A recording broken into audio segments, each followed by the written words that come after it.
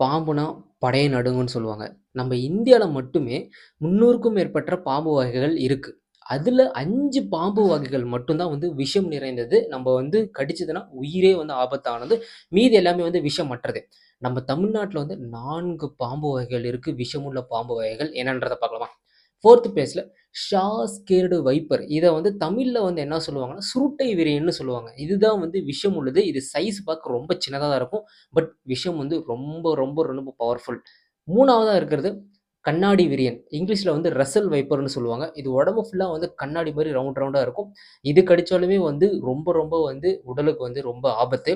Second வந்து Indian cobra. அதாவது நல்ல பாம்புன்னு சொல்லுவாங்கல்ல. ஸோ அதுதான். இது கடிச்சாலும் வந்து ரொம்ப ரொம்ப ஆபத்து. அண்ட் ஃபைனலா வந்து நம்பர் 1 காமன் கிரைட். கட்டு விரியன். மிக மிக விஷத்தன்மை கொண்டது. இத கடிச்சதுன்னு வச்சுக்கோங்களேன், கொசு கடிச்ச மாரி தான் இருக்கும். பட் நாம வந்து கடிச்ச உடனே நம்ம வந்து ஹாஸ்பிட்டல்ல போனா மட்டும் தான் நம்ம வந்து உயிர் பிழைக்க முடியும். இந்த 4 பாம்பு வகைகள் மட்டும் தான் வந்து தமிழ்நாட்டுல வந்து விஷம் உள்ளது. இத தாண்டி வந்து ஒண்ணு இருக்குன்னு சொன்னேன்ல இந்தியால. அதுதான் என்னன்னு கேட்டீங்கன்னா, கிங் கோப்ரா. இந்த பாம்புகளுக்கு எல்லாமே வந்து ஒரு தலைவர்ன்னு சொல்றது என்னன்னா, கிங் கோப்ரா. அது வந்து நம்ம தமிழ்நாட்டுல வந்து அவ்வளவா வந்து பார்க்க முடியாது. பட் இந்தியா லெவல்ல வந்து கிங் கோப்ரா இருக்கு. பட் நம்ம தமிழ்நாட்டுல இந்த 4 பாம்பு வகைகள் மட்டும் தான் வந்து விஷம் உள்ளது. மீதி எல்லாமே வந்து விஷம் அற்றது. இந்த இன்ஃபர்மேஷன் வந்து உங்களுக்கு பிடிச்சிருந்தா ஷேர் பண்ணிருங்க, லைக் பண்ணிருங்க. இந்த மாரி நியூஸ் தெரியும்னா சப்ஸ்கிரைப் பண்ணி வச்சுக்கோங்க.